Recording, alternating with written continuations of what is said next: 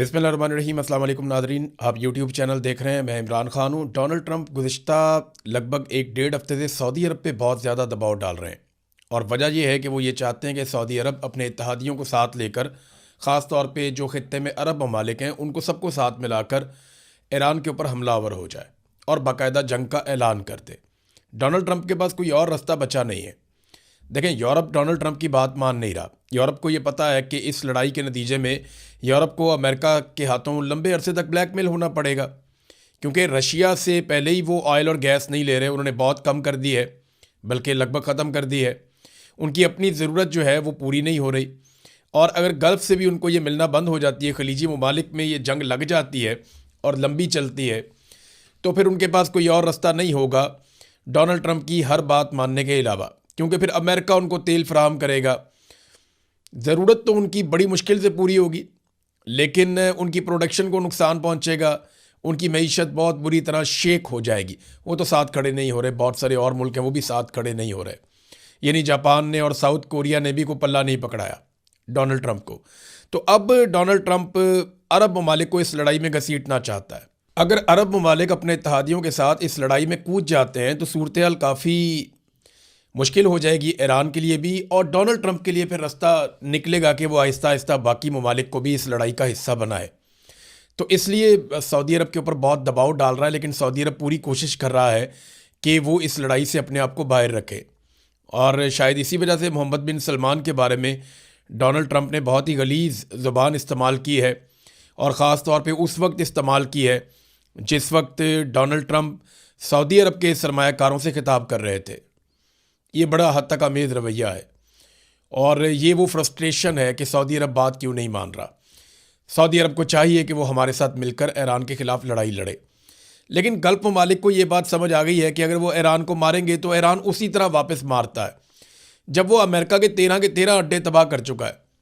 देखें, ये अड्डे कहीं छुपे हुए तो नहीं थे। ये सऊदी अरब के अंदर हैं, यूएई के अंदर हैं, बहरीन के अंदर हैं, कतर के अंदर हैं, ओमान में भी है, इसके अलावा कुवैत में है, उर्दन में है। तो ये जितने भी अड्डे हैं ये इन्हीं ममालिक के अंदर हैं। इन अड्डों की तबाही इन्होंने अपनी आंखों से देख ली है अरब ममालिक ने। तो उन्हें यह आइडिया हो गया है कि जो अमेरिका अपने फ़ौजी अड्डे नहीं बचा सका ईरान से, वो हमारी इमारतों को, हमारी पब्लिक को, हमारी तनसीबात को, या हमारी जो ऑयल की रिफाइनरीज़ हैं उनको ईरान के मिज़ाइलों से कैसे बचाएगा। और ये बड़ा वैलिड क्वेश्चन है। अगर ईरान के अंदर तबाही होती है तो वो जवाबन तबाही करेगा खित्ते के अंदर, और उसको ये जवाब भी मिल जाएगा क्योंकि सारे अरब मुल्क मेरे से लड़ रहे हैं, लिहाजा मैं इनके ऊपर भी उसी तरह अटैक कर सकता हूँ। तो अरब जो हैं वो अब गुरेज कर रहे हैं लड़ाई से। अभी तक तो वो इसके अंदर नहीं उतर रहे। डोनाल्ड ट्रंप के ऊपर प्रेशर इतना बढ़ गया है कि उसने अपने फॉलोअर्स को ये मशवरा दिया है कि वो फॉक्स न्यूज़ देखें। फॉक्स न्यूज़ वो वाहिद चैनल रह गया है जो डोनाल्ड ट्रंप को अमेरिका में सपोर्ट करता है। हालांकि जब बाकी सारे चैनल सपोर्ट करना छोड़ भी दें तब भी फॉक्स न्यूज़ सपोर्ट करता रहता है। उसने इलेक्शन में भी बहुत सपोर्ट किया था, और डोनाल्ड ट्रंप ने एक दौर में ये बात भी कही थी कि मेरे जो फॉलोअर्स हैं वो फॉक्स न्यूज़ देखते हैं और मुझे वोट डालते हैं। ये बहुत पुरानी बात है, पिछले इलेक्शन में डोनाल्ड ट्रंप ने ये बात कही थी, मुझे आज भी याद है।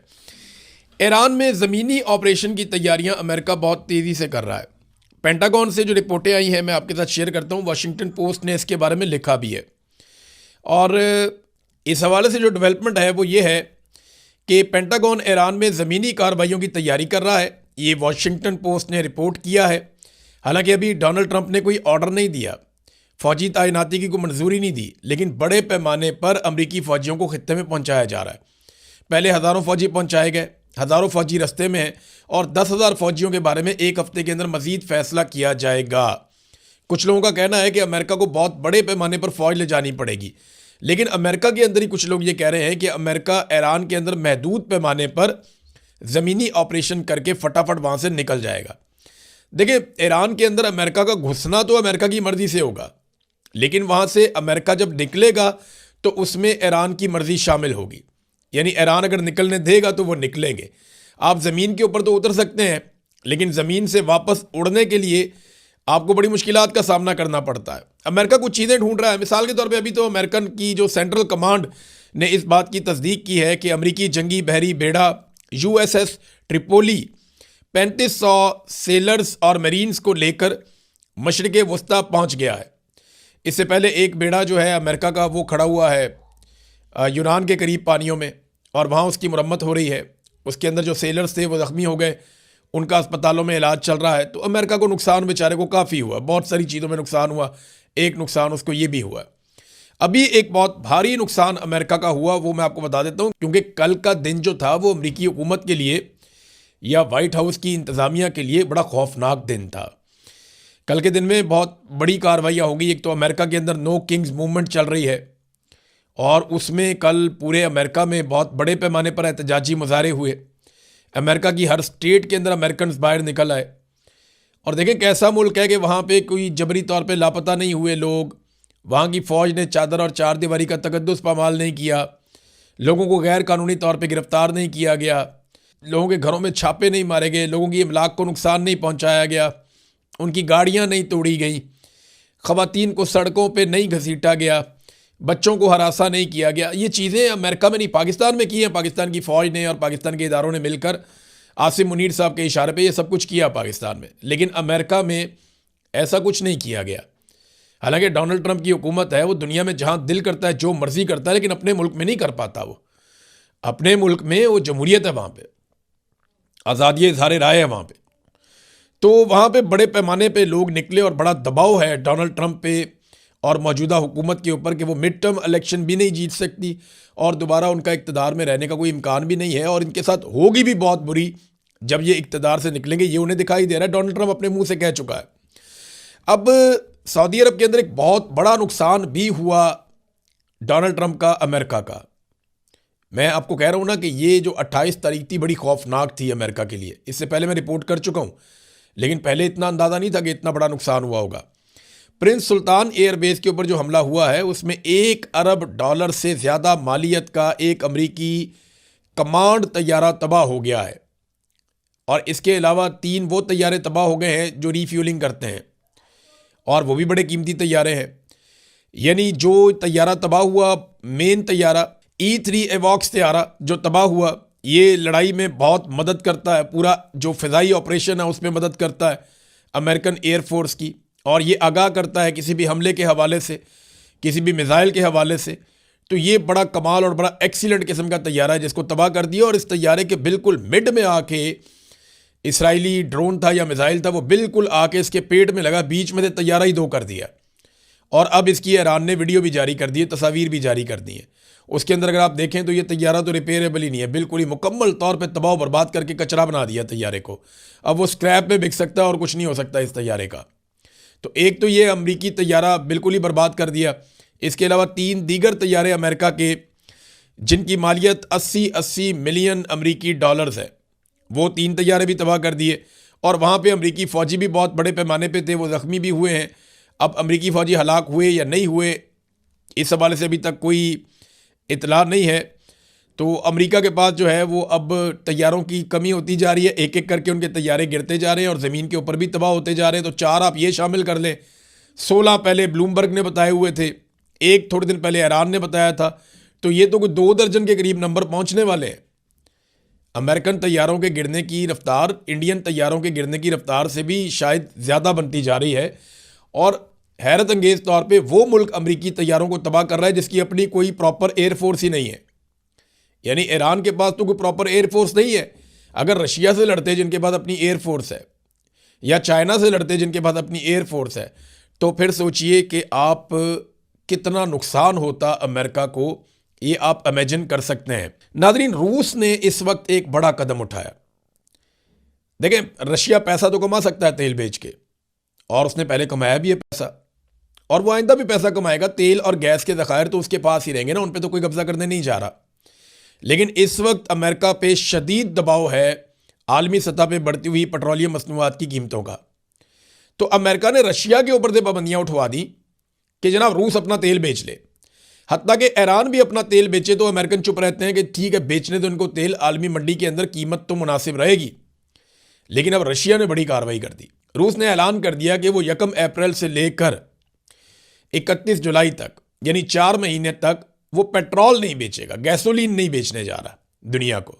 अब इससे क्या होगा, ये और प्रेशर बढ़ेगा, यूरोप के ऊपर प्रेशर बढ़ेगा, जो मशरिक़ वस्ता है इसके ऊपर प्रेशर बढ़ेगा, अफ्रीका पे बढ़ेगा और साउथ एशिया में बहुत प्रेशर बढ़ेगा।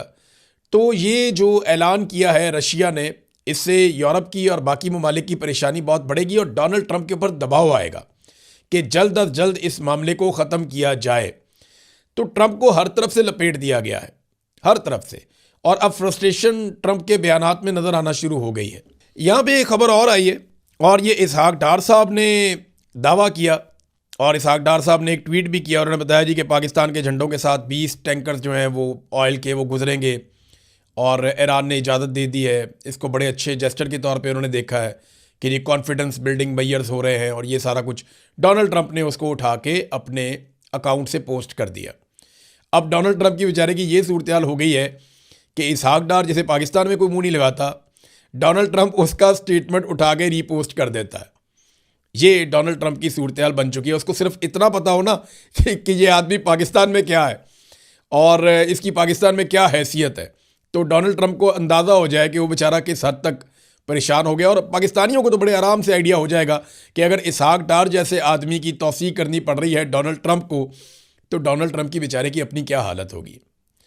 अब ये जो 20 टैंकर्स हैं, क्या ये पाकिस्तानियों को मिलेंगे या ये बाकी दुनिया को मिलेंगे या ये अमेरिका को मिलेंगे? इसका जवाब इसहाक डार ने नहीं दिया। ये सवाल इसहाक डार से और हुकूमत से पूछा जाएगा और मुझे उम्मीद है कि हुकूमत इसका कोई ना कोई जवाब देगी। अगर तो ये पेट्रोल पाकिस्तानियों के लिए आ रहा है तो पाकिस्तान में तो बहरान होना नहीं चाहिए कि सस्ता पेट्रोल पाकिस्तान को मिल रहा है। पाकिस्तान तो ईरान से भी सस्ता पेट्रोल ले सकता है। ईरान तो हमेशा से कहता रहा कि हमसे आप पेट्रोल ख़रीद लें, हम आपको सस्ता पेट्रोल दे देते हैं, लेकिन पाकिस्तान अमेरिका से डरता रहा है। अब जब पाबंदियाँ खुली हैं, पाकिस्तान को मौके से फ़ायदा उठाना चाहिए। देखें ना, पाकिस्तान के अंदर PSL हो रही है, इंडिया के अंदर IPL हो रही है। मैंने दोनों के मुनाज़र निकाल कर देखे तो पाकिस्तान में स्टैंड्स खाली पड़े हैं कि जनाब हमने PSL करवानी है, सिर्फ अपने चंद VIPs को ला के उनको मौजे करवा देते हैं और अवाम के लिए PSL के दरवाजे बंद किए हुए हैं कि अवाम क्रिकेट देखने नहीं आ सकते। रीज़न ये नहीं है कि पेट्रोल ये बचा रहे हैं। पेट्रोल बचाना होता तो ये 50-50 गाड़ियों के काफिलों में ट्रैवल करते। इन्होंने पैसा बचाना होता तो ये अय्याशी वाले 11-11 अरब के जहाज़ खरीदते। इन्होंने पैसा बचाना होता तो ये MNS को जो इन्होंने इतने बड़े बड़े फंड्स दे दिए हैं वो फंड ही वापस ले लेते। पैसा बचाना मतलब नहीं है, ये पब्लिक से छुपना चाह रहे हैं। इस वक्त लोगों में गुस्सा बहुत ज़्यादा है और उस गुस्से का ये सामना नहीं कर पा रहे, लिहाजा इन्होंने एक क्रिकेट लीग के अंदर से ही फैंस को उठवा दिया कि लोग आएंगे वो बातें करेंगे। मरियम नवाज़ को लेकर जाना था, जैसे मरियम नवाज़ के पास वोट नहीं है वैसे ही क्रिकेट PCB के पास जो है वो फैंस नहीं है। जब फैंस आएंगे तो वो बात भी करेंगे, पॉलिटिकली आज़ाद लोग हैं, वो अपने ख्यालात का इजहार करेंगे। तो ये एक प्रॉब्लम भी है। देखिए ना, इंडिया के अंदर IPL में क्राउड भरा हुआ है। अब ये सिर्फ फिनोमेना पाकिस्तान के लिए तो नहीं है ना। पाकिस्तान उठा के पेट्रोलियम मसनूआत की कीमतें 55 रुपए बढ़ा रहा है। इंडिया जो है 13 रुपए जो टैक्स ले रहा था उसको कम करके ड्यूटी को 10 रुपए और कम करके 3 रुपए कर रहा है।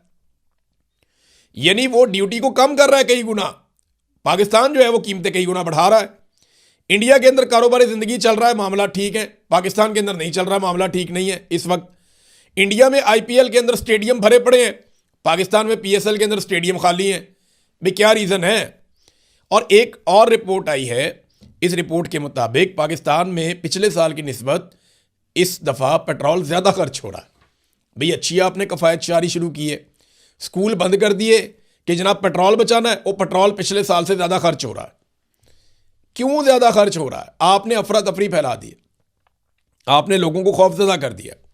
लोग पेट्रोल ज़्यादा खरीदना शुरू हो गए हैं, लोग पेट्रोल स्टोर करना शुरू हो गए हैं, इसलिए पेट्रोल ज़्यादा चला गया। इस हुकूमत को बिल्कुल काबिलियत है ही नहीं और लोगों को इनके ऊपर किसी किस्म का कोई एतबार ही नहीं है, इसलिए लोग जमा करना शुरू कर देते हैं। और सबसे पहले ये क्या काम करते हैं, कुछ भी हो जाए सबसे पहले ये स्कूल बंद करते हैं। स्मोक आ गई, स्कूल बंद करो, ये हो गया स्कूल बंद करो, वो हो गया स्कूल बंद करो, गर्मी थोड़ी ज़्यादा आ गई स्कूल बंद करो। सबसे ज़्यादा नफरत नवाज शरीफ को और उसके ख़ानदान को तालीम से है, क्योंकि तालीम और शऊर इनकी मौत है। पाकिस्तान की मिलिट्री एस्टेब्लिशमेंट और PMLN, इन दोनों का सबसे बड़ा मसला यह है कि पाकिस्तानी तालीम हासिल ना कर लें किसी तरह। अगर ये तालीम हासिल कर लेंगे, ये एजुकेटेड हो गए, इनको शऊर आ गया, तो ये हमसे सवाल पूछेंगे और हमारे पास जवाब है नहीं। याद ना थोड़े दिन पहले मरियम नवाज ने क्या कहा था? उसने कहा था ना कि शऊर से पेट नहीं भरता। पेट तो जानवर का भी भर जाता है, लेकिन उसे शऊर नहीं होता। तो ये अजीबोगरीब, इंसानों को जानवर समझते हैं और जानवर बनाकर रखना चाहते हैं। डोनाल्ड ट्रंप जो चीज़ लड़ाई से हासिल नहीं कर पा रहा, वो चीज़ क्या उसे टेबल के ऊपर बैठकर मिल जाएगी? डोनाल्ड ट्रंप के 15 मुतालबात को मैंने आपको पढ़ के सुनाया था। मैंने बड़े गौर से पढ़े और उसके ऊपर मैंने गौर किया कि लड़ाई के मैदान में आप जो चीज़ हासिल ना कर पा रहे हो ना, वो आपको टेबल टॉक में नहीं मिलती। टेबल टॉक में आपको उतना ही मिलता है जितना आपके पास इम्कान होता है कि आप लड़ाई में जीत सकते थे, लंबी लड़ाई में जीत सकते थे। या आपका इत्तेहाद इतना बड़ा होता है कि आप कहते हैं हम दबाव बढ़ा के, जितना आप दबाव डाल लें। लड़ाई में डोनाल्ड ट्रंप दबाव डाल नहीं सका। तो जब दबाव नहीं डाल सका तो फिर वो किस तरीके से इतने बड़े बड़े मुतालबात मनवाएगा? और दबाव डालने के लिए दीगर ममालिक अभी तक डोनाल्ड ट्रंप को मैसर नहीं है। फिर भी वो अपनी फौज इस बहाने पहुंचा रहा है कि कुछ भी करके, कोई फॉल्स फ्लैग करके, सबको इकट्ठा करके ईरान के ऊपर अटैक किया जा सके। बहरीन में काम उल्टा हो गया। जो रजीम तब्दील करना था ईरान के अंदर, इस वक्त मुजाहरे कहाँ हो रहे हैं? अमेरिका के अंदर। मुजाहरे कहाँ हो रहे हैं? इसराइल के अंदर।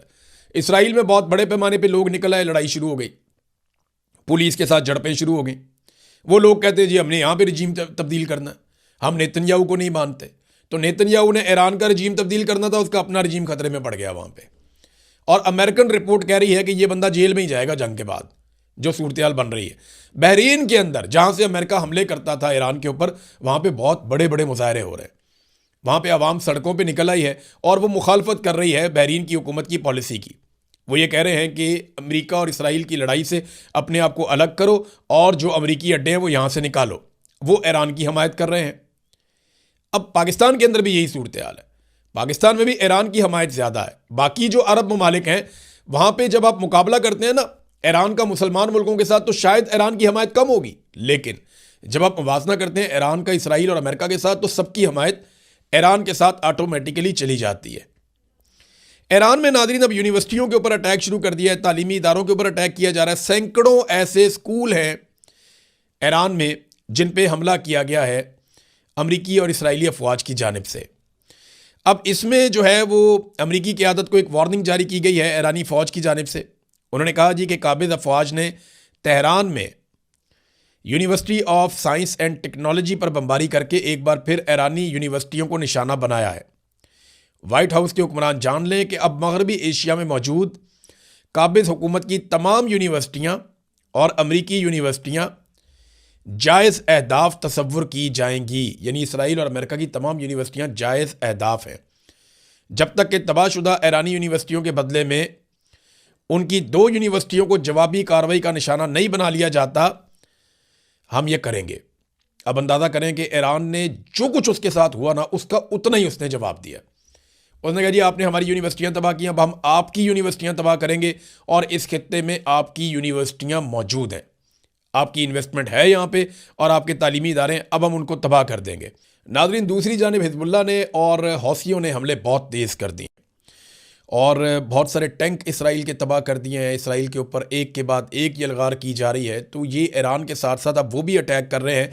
ईरान ने बड़े खौफनाक हमले किए हैं गुज़िश्ता 24 से 36 घंटों में, और ये लड़ाई कम होने की बजाय बढ़ती हुई दिखाई दे रही है। ये बात मुझे दुरुस्त नज़र आती है कि अगले 8-10 दिन बहुत इंपॉर्टेंट हैं। अगर 6 तारीख तक इस लड़ाई को समेट के बंद कर दिया गया तो बहुत अच्छी बात है, लेकिन अगर ये लड़ाई फैल गई और मज़ीद हमायती सामने आ गए दोनों जानिब से, तो ये लड़ाई फिर किसी और सिमत चली जाएगी, खुदा न खास्ता, जिसका खुमियाजा पूरी दुनिया को भुगतना पड़ेगा। क्योंकि इस वक्त एक और ख़बर ये आई है कि ईरान जो है वो आलमी जौहरी मुआहदे से निकलने पर गौर कर रहा है। और उसकी वजह जो ईरान ने बताई है उनके अपने मीडिया के ज़रिए, वो ये है कि ये जो IAEA के लोग आते हैं एटमी असासों के हवाले से चेक करने के लिए, ये जासूसी करते हैं जिसका ईरान को नुकसान हो रहा है। और ईरान इस वजह से, क्योंकि हालत जंग में है, तो इस जौहरी मुआहदे से बाहर निकल सकता है। अगर वो इस मुआहदे से बाहर रहेगा तो किसी भी वक्त वो एटमी धमाके भी कर सकता है। तो ये भी एक ख़तरे की घंटी है जो पूरी दुनिया के लिए बज रही है। 70 के करीब बरतानवी शहरी गिरफ्तार कर दिए गए हैं UAE में, और गिरफ्तारी की वजह यह है कि उन्होंने जो तबाही हुई ईरानी हमलों के नतीजे में, वो तबाही उन्होंने दिखाई है। देखिए, इसराइल है, UAE है, बहरीन है, कुवैत है, सऊदी अरब है, ये तमाम ममालिक सेंसर कर रहे हैं अपने नुकसानात को। ये नुकसान दिखाने नहीं दे रहे, बल्कि इसके ऊपर उन्होंने बड़ी सख्त किस्म की सेंसरशिप लगाई हुई है। जबकि ईरान अपना नुकसान बता भी रहा है और अपने मुखालिफिन का नुकसान भी बता रहा है। ईरान ने इस लड़ाई को बड़े क्रिस्टल क्लियर तरीके से लड़ा है, जबकि अमेरिका और उसके इत्तेहादियों ने इस लड़ाई को इस तरीके से लड़ा है कि वो चीज़ों को छुपाते हैं, खुफिया रखते हैं। अभी तक नाज़रीन इतना ही, यहाँ पे रोक लेते हैं इस वीलॉग को। नेक्स्ट वीलॉग में और इन्फॉर्मेशन मैं आपके साथ शेयर करूँगा। अब तक के लिए इतने, अपना ख्याल रखिएगा, अपने चैनल का भी। अल्लाह हाफ़िज़।